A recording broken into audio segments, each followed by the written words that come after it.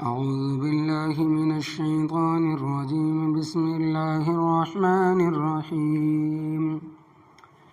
يا أيها الذين آمنوا لا يحل لكم أن ترثوا النساء كرها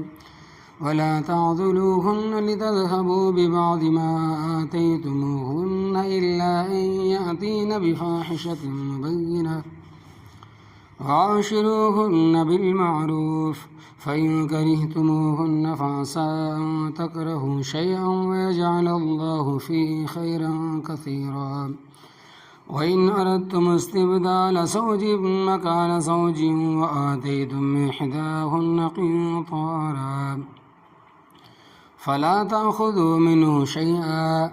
أتأخذونه بهتانا وإثما مبينا وكيف تأخذونه وقد أفضى بعضكم إلى بعض وأخذن منكم ميثاقا غليظا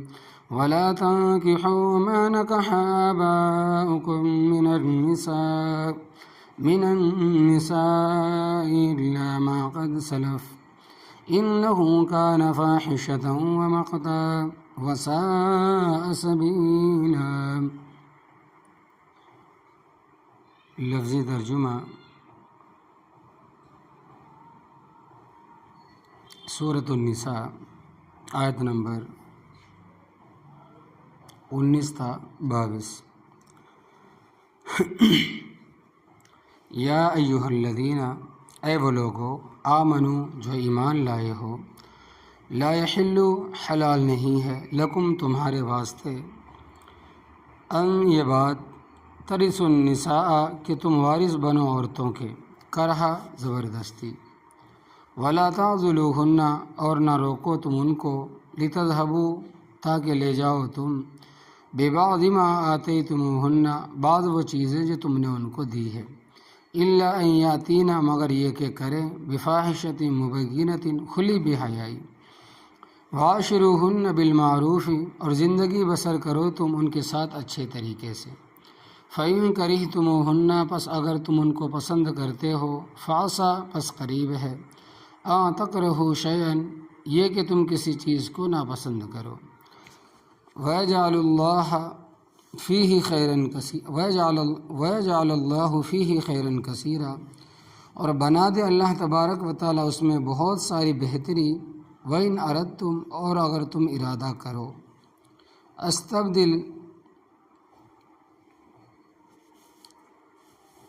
استبدلا وَإِنْ أَرَدْتُمْ اسْتِبْدَالَ زوج مکان زوج اور اگر تم ارادہ کرو عورت کے بدلنے کا دوسری عورت کی جگہ، وَآتَيْتُمْ إِحْدَاهُنَّ اور دے چکے ہو تم ان میں سے ایک کو، قنطاراً کافی مال، فَلَا تَأْخُذُوا مِنْهُ پس نہ لو تم اس مال میں سے، شیئاً کچھ بھی، أَتَأْخُذُونَهُ کیا لیتے ہو تم وہ مال، بہتان باندھ کر، الزام باندھ کر، وَإِثْمًا مُبِينًا اور صریح گناہ کی شکل میں، یعنی بالکل گناہ کی شکل میں، وَكَيْفَ تَأْخُذُونَهُ اور کیسے لوگے تم اس مال کو ان سے، وَقَدْ أَفْضَىٰ بَعْضُكُمْ حالانکہ پہنچ چکے بعض تمہارے، إِلَىٰ بَعْضٍ بعض کی طرف، وَأَخَذْنَ مِنْكُمْ اور لیا ان عورتوں نے تم سے، مِيثَاقًا غَلِيظًا وعدہ پختہ، ولا تنکحوا اور نکاح کرو تم، ماں ان عورتوں سے، نکاح آباؤکم جن کے ساتھ نکاح کیا تمہارے باپ دادا نے، من النساء عورتوں میں سے، الا ما قد سلف مگر وہ بات پہلے ہو چکی، انہ کان فاحشۃ بے شک یہ بے حیائی ہے، ومقتا اور اللہ تبارک و تعالیٰ کی ناراضگی کی بات ہے، وساء سبیلا اور برا راستہ ہے۔ یہ بات آپ تمام حضرات کے سامنے پہلے تفصیل کے ساتھ بیان ہو چکی ہے، اور آپ سن چکے ہیں کہ زمانہ جاہلیت میں عورتوں اور بچوں کو وراثت سے محروم کر دیتے تھے، وہ لڑ نہیں سکتے، اور وراثت کا مستحق وہ ہے جو لڑ سکتا ہے، تو عورتوں کو وراثت سرے سے نہیں یعنی شروع سے نہیں دیتے تھے، نہ ماں کی، نہ باپ کی، نہ اور کسی کی، جس کی وہ وارث بن سکتی تھی، مگر برادری کے لوگ اپنی حیثیت کے مطابق تحفے اور ہدیے دیتے تھے کسی نے زمین ہدیہ کر دی، کسی نے مکان ہدیہ کر دیا، کسی نے گائیں بھینس اونٹنی ہدیہ کر دی کہ یہ تیری ہے، اس کا دودھ پیا کر۔ اور پہلے لوگ اس وقت بھی دیتے تھے اور آج بھی دیتے۔ پھر اتفاقاً اگر وہ عورت بیوہ ہو جاتی کہ خاوند فوت ہو گیا تو اس کا سسر یا اس کا جیٹھ اور دیور اس کو آگے نکاح نہیں کرنے دیتے تھے۔ اگر خوبصورت ہوتی تو جیٹھ یا دیور اپنے ساتھ نکاح کر لیتے تھے، مگر کسی دوسرے سے نکاح نہیں کرنے دیتے تھے کہ اس کے پاس جو مال ہے وہ بھی ساتھ چلا جائے گا، کیونکہ بعض عورتوں کے ساتھ کافی مال جمع ہو جاتا تھا۔ بس کہتے کہ یہیں رہے اور یہیں مرے تاکہ مرنے کے بعد اس کا مال ہمیں مل جائے۔ ابتدا اسلام میں لوگوں نے نیا نیا کلمہ پڑھا تھا، وہ بھی اس طرح کرتے تھے، تو اللہ تبارک و تعالیٰ نے حکم نازل فرما دیا کہ یا ایھا الذین آمنو، اے وہ لوگو جو ایمان لائے ہو، لا یحل لکم، حلال نہیں ہے تمہارے لیے، ان ترثوا النساء کرہا، یہ بات کہ تم وارث بنو عورتوں کے زبردستی، کہ تم ان کو نکاح نہیں کرنے دیتے، یہیں مرے اور ان کا مال ہمیں مل جائے۔ تو اللہ تبارک و تعالیٰ فرماتے ہیں کہ تمہیں اس چیز کی اجازت نہیں ہے، بلکہ یہ جائز نہیں، حرام ہے۔ جوان عورت اگر بیوہ ہو جائے تو اس کو شریعت بڑی تاکید کرتی ہے کہ وہ نکاح ضرور کرے، ورنہ خرابیاں پیدا ہوں گی، اور یہ باتیں عام تجربے میں بھی آ چکی۔ البتہ بچوں کے سلسلے میں پریشانی ہوتی ہے کہ ان کی پرورش کا کیا ہوگا، تو بعض نیک دل بھی ہوتے ہیں جو بچوں کی کفالت اپنے ذمے لے لیتے ہیں۔ اگرچہ ایسے لوگ تھوڑے ہیں مگر ہیں ضرور۔ اگر ایسی صورت نہ ہو کہ بننے والا خاوند بچوں کی کفالت کا ذمہ نہ لے، تو پھر مسئلہ یہ ہے کہ جب تک بچی بالغ نہ ہو وہ ماں کی تربیت میں رہے گی، اور لڑکا 7 سال تک ماں کی تربیت میں رہے گا، اور اس کا خرچہ پہلے وارثوں کے ذمہ ہے، وہ دیں گے۔ اگر وہ خود نہ دے تو قاضی وارثوں سے خرچہ دلوائے گا، یعنی جس کا شوہر ہے وہ دے، شوہر نہیں ہے تو اس کا دادا دے۔ اگر وارث پوزیشن میں یعنی کہ دینے کی پوزیشن میں نہیں ہے تو بیت المال سے باقاعدہ وظیفہ مقرر کیا جائے گا، مگر یہ اسلامی ممالک میں ہے۔ ایسا نہیں کہ ان بچوں کا کوئی انتظام نہ ہو، ان کو یتیم خانے داخل کر دیا جائے، یہ وہ بچے لاوارث ہو کر بد اخلاقیوں کا شکار ہو جائے۔ ایسے بہت سارے ہوئے کہ ماں بھاگ جاتی ہے، باپ بھاگ جاتا، بچے بیچارے گھومتے پھرتے رہتے ہیں۔ ایمان والی ماں کے پیٹ سے پیدا ہوا ہوتا ہے، اور لے اس بچے کو کوئی اور جا کے کوئی یہودی، کوئی عیسائی، کوئی کچھ بنا دیتے ہیں۔ تو اللہ حفاظت فرمائے۔ بلکہ علاقے کے قاضی کی ذمہ داری ہے، اگر باپ بھی نہیں ہے، دادا بھی نہیں ہے، دینے کی پوزیشن میں ہے مگر دے نہیں سکتے، تو یہ قاضی کی ذمہ داری ہے۔ اگر اسلامی قانون نافذ ہو جائے تو جس جگہ جمعے کی نماز ہوگی وہاں پر ایک با اختیار جج، قاضی اور عامل ہوگا، جس کا یہ فریضہ ہوگا کہ وہ محلے میں بیوہ عورتوں اور بچوں کا خیال رکھے، اور ایسے آدمیوں کو تلاش کرے جن کو روزگار میسر نہیں ہے اور وہ بھوکے ہیں، اور یہ تلاش کرنا اس کی ذمہ داری میں شامل ہوگا۔ اگر وہ اس میں کوتاہی کرے تو حکومت کی طرف سے سزا ہوگی۔ تمہارے حلقے میں فلاں یہ بیوہ عورت کیوں بھوکی رہی ہے، وہ یتیم بچہ کیوں بھوکا رہا ہے، فلاں بے روزگار کیوں بھوکا رہا ہے۔ لوگوں کو اسلامی قانون کی خوبیاں معلوم نہیں ہے، تو اللہ تبارک و تعالیٰ فرماتے ہیں کہ وَلَا تَعْضُلُوهُنَّ، اور نہ روکو تم ان کو نکاح کرنے سے، لِتَذْهَبُوا بِبَعْضِ مَا آتَيْتُمُوهُنَّ، تاکہ لے جاؤ تم بعض وہ چیزیں جو تم نے ان کو دی ہے، بعض جو مال تم نے ان کو دیا ہے اس کو حاصل کرنے کے لیے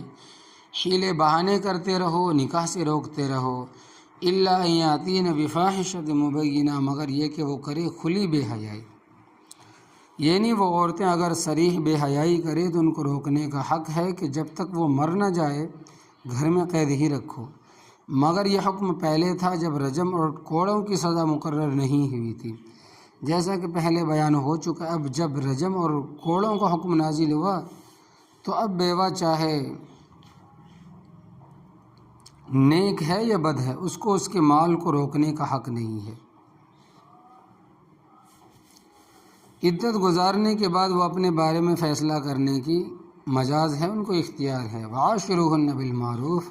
اور زندگی بسر کرو تم ان کے ساتھ اچھے طریقے سے۔ حدیث پاک میں آتا ہے کہ حوا علیہ السلام کی خلقت اور پیدائش حضرت آدم علیہ السلام کی بائیں پسلی سے ہوئی تھی۔ فرمایا کہ استو سوا بن نسائی، عورتوں کے متعلق مجھ سے تاکیدی حکم حاصل کرو، ان کی پیدائش پسلی سے ہوئی ہے اور پسلی ٹیڑھی ہوتی ہے، تو یوں سمجھو کہ عورت ٹیڑھی ہے بھی اور ہوتی بھی ہے، اس کو تم یعنی کہ لکڑی کی طرح سیدھا کرنا چاہو تو نہیں ہوگی، سوکھی لکڑی کی طرح ٹیڑھی ہی رہے گی، اگر سیدھا کرنا چاہو گے تو ٹوٹ جائے گی، یعنی طلاق کی نوبت آ جائے گی، ٹوٹنے کا مطلب طلاق کی نوبت آئے گی۔ تو عورتوں کا مزاج قدرتی طور پر ضدی ہوتا ہے، وہ ضد کی پکی ہوتی ہے، اگر تم چاہو کہ ان کی ضد ختم کر دو، یہ تمہارے بس میں نہیں ہے، ہمارے بس میں نہیں۔ بعض نیک دل کچھ نرم ہو جاتی ہے، بس وقت پاس کرو اور ان کے ساتھ اخلاق کے ساتھ زندگی بسر کرو، ان کے مزاج کا خیال رکھو، اور عورت کا بھی فرض ہے کہ وہ خاوند اور اس کے گھر والوں کے مزاج کو سمجھے کہ میرا خاوند کا مزاج کیا ہے، دماغ کیسا ہے، میرے سسر کا مزاج کیا ہے، میری ساس کا کیا مزاج، اور جو کام ان کے مزاج کے خلاف ہے اس کا ارتکاب ہی نہ کرے، کیونکہ اس سے بدمزگی پیدا ہوگی۔ دونوں فریقوں کو اللہ تبارک و تعالیٰ نے حقوق بتلائے ہیں، مردوں کو بھی اور عورتوں کو بھی، اور حکم دیا ہے ایک دوسرے کے حقوق کا خیال رکھو۔ جن گھروں میں بدمزگی ہے وہ جہنم کے ٹکڑے ہیں، وہی گھر سکی ہے جہاں بدمزگی نہیں ہے۔ فَإِن كَرِهْتُمُوهُنَّ، پس اگر تم ان کو ناپسند کرتے ہو، فَعَسَىٰ أَن تَكْرَهُوا شَيْئًا، پس قریب ہے کہ تم کسی چیز کو ناپسند کرو۔ وَيَجْعَلَ اللَّهُ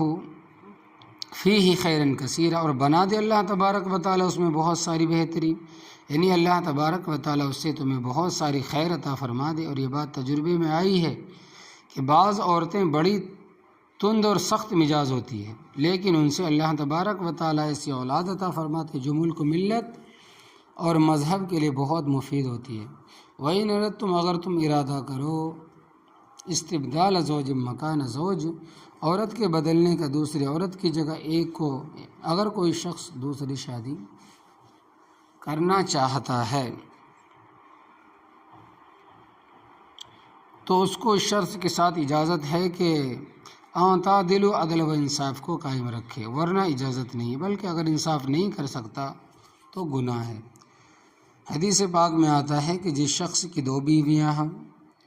اور ان سے اس نے انصاف نہیں کیا تو وہ قیامت والے دن فالت زدہ ہوگا، میدان حشر میں سارے لوگ اس کو دیکھیں گے، اس کی ایک جانب مفلوج ہے، یہ اس بات کی علامت ہوگی کہ اس نے ایک عورت کے ساتھ عدل و انصاف نہیں کیا۔ عدل و انصاف یہ ہے کہ دونوں کو خوراک، لباس، رہائش، علاج، معالجے میں برابری دے۔ رہی قلبی محبت دل کی تو یہ انسان کے اعتبار میں ہے ہی نہیں۔ نبی کریم صلی اللہ علیہ وسلم بیک وقت 9 بیویاں اور 2 لونڈیاں تھیں، آپ صلی اللہ علیہ وسلم ان کے لباس، خوراک، رہائش کے بارے میں برابر رکھتے تھے، پھر فرماتے تھے کہ اے پروردگار، کہ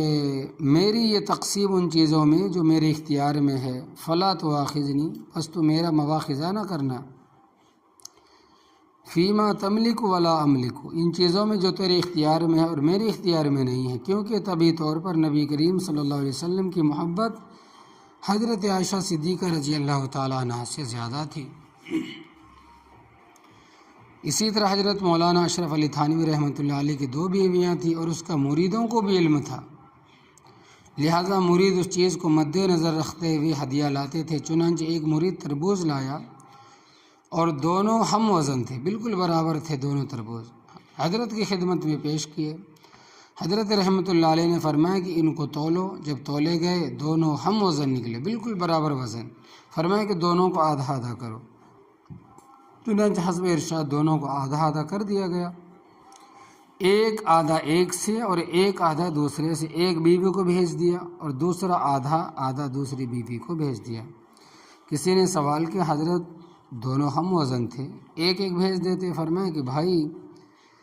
تم بھی جانتے ہو کہ کوئی تربوز میٹھا ہوتا اور کوئی میٹھا نہیں ہوتا، اگر ایک کے حصے میں میٹھا آتا دوسرے کے حصے میں پھیکا آتا،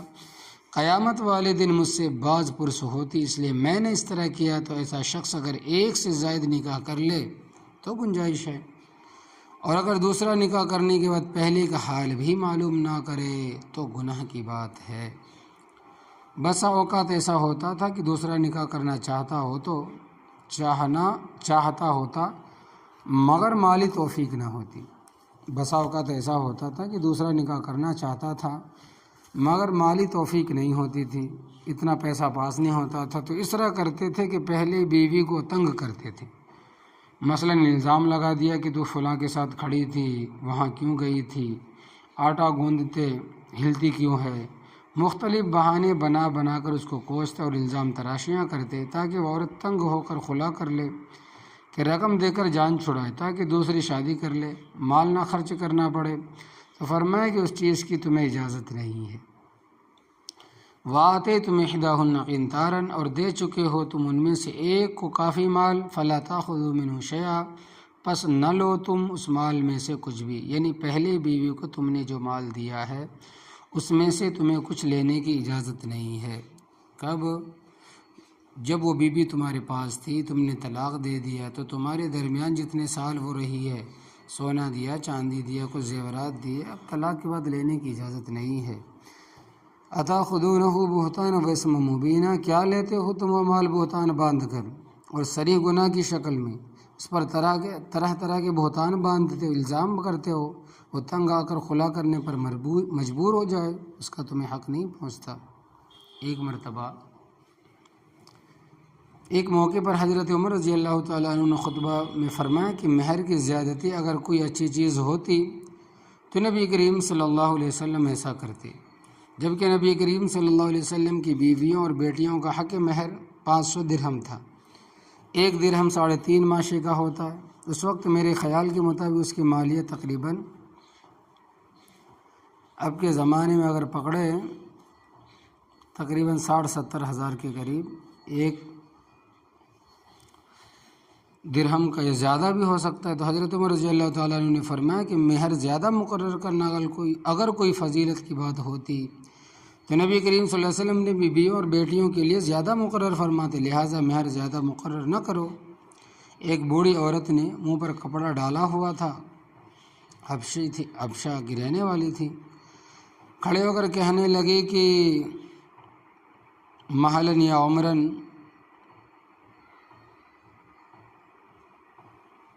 اے عمر ٹھہر جا، ہم نے آپ کی تقریر سنی اور یہ بتاؤ کہ تمہاری بات مانے یا رب تعالیٰ کی بات مانے۔ حضرت عمر رضی اللہ تعالیٰ عنہ نے فرمایا کہ پر اماں بات تو رب تعالیٰ کی ہی ماننی پڑتی ہے اور ماننی ہی ہے۔ تو بوڑھی نے پھر کہا کہ رب تعالیٰ فرماتے ہیں کہ وَآتَيْتُمْ إِحْدَاهُنَّ قِنْطَارًا، اور دے چکے ہو تم ان عورتوں میں سے کسی کو ڈھیر مال تو اس سے تم نہ لو کچھ بھی۔ اللہ تبارک و تعالیٰ تو ہمیں ڈھیر مال دلواتا اور تم منع کرتے ہو۔ حضرت عمر رضی اللہ تعالیٰ نے فرمایا کہ اللہ تبارک و تعالیٰ کے فضل و کرم سے وہ امت کبھی تباہ نہیں ہوگی جس امت کی بوڑھیوں کو بھی یہ مسئلے یاد ہوں۔ اللہ اکبر کبیرہ۔ پھر خود حضرت عمر رضی اللہ تعالیٰ عنہ نے جب حضرت ام کلثوم رضی اللہ تعالیٰ عنہا کے ساتھ نکاح کیا تو حضرت علی رضی اللہ تعالیٰ عنہ کی بیٹی تھی اور حضرت فاطمہ رضی اللہ تعالیٰ عنہا پیٹ سے تھی، اور اس وقت ان کی عمر 11 سال تھی، تو ان کا مہر 40,000 درہم مقرر فرمایا۔ لوگوں نے اعتراض کیا کہ پہلے بیویوں کو حق مہر کم دیا تو اس کو زیادہ دیا۔ فرمایا کہ اس وقت میری مالی پوزیشن کمزور تھی اور اب مضبوط ہے، اور یاد رکھنا کہ مہر خاوند کی حیثیت کے مطابق ہے۔ کئی لوگ ابھی تک یہ رٹ لگائے پھرتے ہیں کہ شرعی مہر 32 روپے 6 آنے، ایسی کوئی بات نہیں۔ اصل بات یہ ہے کہ انگریز دور میں 500 درہم کی قیمت تھی 132 روپے 6 آنے، تو 100 کا نام نہیں لیتے تھے، 32 روپے 6 آنے کہہ دیتے تھے، تو ان کو 32 روپے 6 آنے یاد ہو گئے۔ پھر دیکھو باقی ساری رسمیں کرتے اور مہر آ کے اڑ جاتے ہیں۔ پھر دیکھو کیا کرتے ہیں، باقی ساری رسمیں کرتے ہیں اور مہر پر آ کر اڑ جاتے ہیں، ڈٹ جاتے ہیں کہ مہر شریعت والا ہوگا، شرعی بھی خود ساختہ، لہٰذا یاد رکھنا آج کل کے زمانے میں مہر 32 روپے 6 آنے ہو تو نکاح بالکل نہیں ہوتا۔ امام اعظم ابو حنیفہ رحمۃ اللہ علیہ حضرت جابر رضی اللہ تعالی عنہ کی اس روایت پر عمل کرتے ہیں کہ 10 درہم سے کم کوئی مہر نہیں ہے۔ لا مہر اقل من 10 دراہم، کہ 10 درہم سے کوئی مہر، یعنی کہ 10 درہم سے کم کوئی مہر نہیں ہے۔ 1 درہم 3.5 ماشے کا ہوتا ہے، یہ تقریباً 36 ماشے چاندی بنتی ہے۔ میرے خیال کے مطابق اس وقت اس کی قیمت تقریباً 36 ماشے چاندی بنتی ہے۔ اگر پکڑے تو تقریباً یہ 1500 یا 1600 روپے کے قریب اس کی قیمت بنتی ہے۔ تو اس وقت یعنی کہ 1500 روپے، یہ پھر پکڑے تو اس زمانے کے حساب سے اس وقت 200 روپے سے کم کوئی مہر مقرر کرے گا تو وہ مہر نہیں ہوگا۔ پھر ہر زمانے میں قیمت بدلتی رہتی ہے، اس اعتبار سے قیمت لگائی جائے گی۔ فرمایا کہ وَكَيْفَ تَأْخُذُونَهُ، اور کیسے لوگے تم ان سے اس مال کو، وَقَدْ أَفْضَىٰ بَعْضُكُمْ إِلَىٰ بَعْضٍ، حالانکہ پہنچ چکے بعض تمہارے بعض کی طرف، یعنی تم ایک دوسرے سے مل چکے ہو، خاوند بیوی رہ چکے ہو۔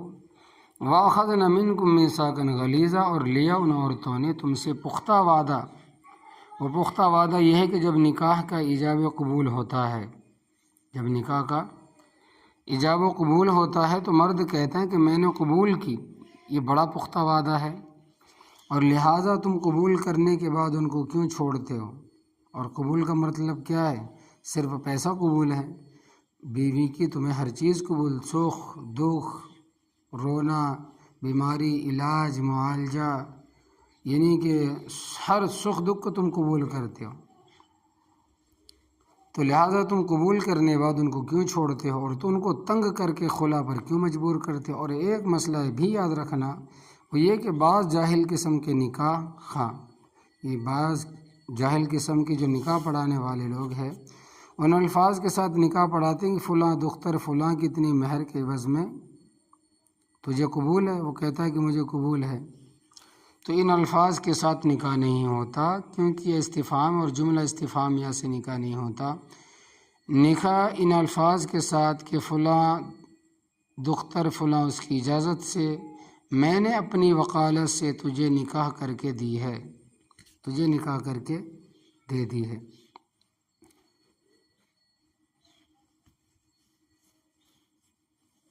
جو نکاح پڑھانے والے لوگ ہیں وہ کیا کہتے ہیں، یہ بھی یاد رکھیں ذہن میں کہ بعض جاہل قسم کے نکاح پڑھانے والے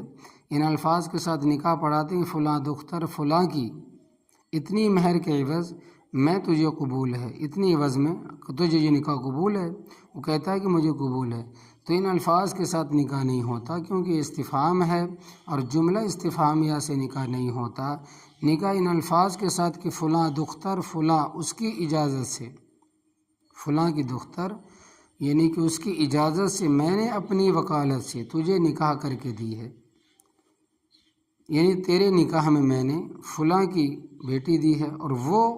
کہے کہ میں نے قبول کی۔ اور مسئلہ فرمایا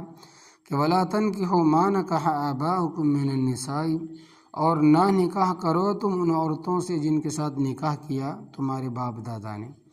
زمانہ جاہلیت میں ایسا ہوتا تھا کہ اگر کسی کے باپ نے جوان عورت سے نکاح کیا ہوتا اور باپ فوت ہو جاتا تو اس کے بیٹوں میں سے کوئی ایک اس سوتیلی ماں کے ساتھ نکاح کر لیتا، یا اسی طرح دادا یا نانا نے کسی نوجوان عورت کے ساتھ نکاح کیا ہوتا تو ان کے فوت ہو جانے کے بعد یہ اپنی سوتیلی دادی یا نانی سے نکاح کر لیتے۔ تو اللہ تبارک و تعالیٰ نے یہ منع فرمایا کہ الا ما قد سلف، مگر وہ بات جو پہلے ہو چکی، یعنی دور جاہلیت میں آج سے پہلے جو ہو چکا سو ہو چکا، وہ نادانی کی وجہ سے تھا، اب آئندہ کے لیے ایسی عورتیں ہمیشہ کے لیے تم پر حرام ہو گئی ہیں۔ انہ کان فاحشۃ و مقتن، بے شک یہ بے حیائی ہے اور اللہ تبارک و تعالیٰ کی ناراضی کی بات۔